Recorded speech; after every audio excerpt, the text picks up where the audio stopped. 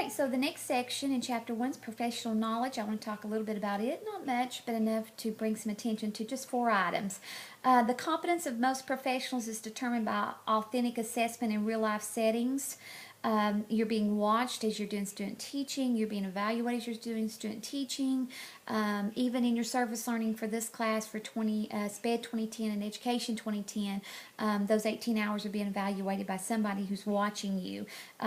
So that's a good sign. I can tell you, 2 of the 3 student teachers I had right before I left and come to Walter State, 2 of them were hired before they finished the student teaching because I got the principal in there. I wanted them to evaluate them and see what they could do, and they were offered a job before they finished student teaching. So please, this is a good thing. Keep in mind those first impressions, giving some insight of who you are and what kind of teacher you're going to be. Secondly, teachers who have formally prepared are usually more successful in the classroom.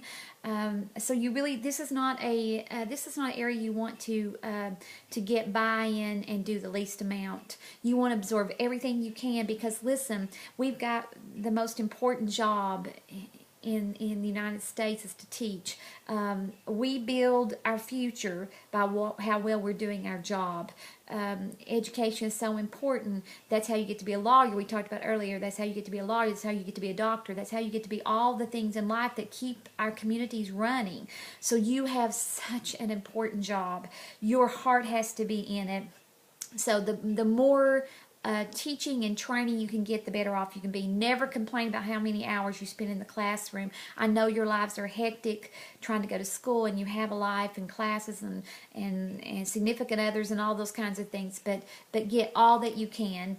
Third, competent, qualified teachers are the key to student learning. I bet right now you can think of a teacher who was very effective, and you can think of one, probably more on both sides, that was very ineffective.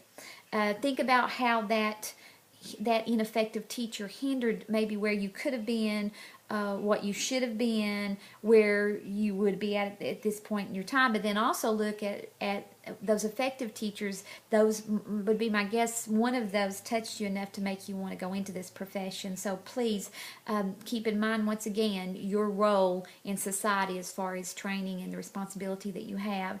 Teachers must be able to relate the content to the experiences of students in order to provide meaning and purpose. You're going to hear all the time, why do I need to know this? Sarah and I had this conversation just last night. She was like, I don't know why, when am I ever going to use this? And I said, Sarah, this builds the foundation of your education, something you can draw back because you never know.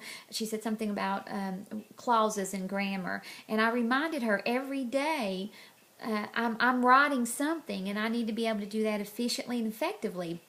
She said, well, that's different. You're a teacher. I said, okay, Dad, Rusty is in business, but yet he has to send out emails. He has communications that have to be written in order to have respect in the company. They have to be effectively written.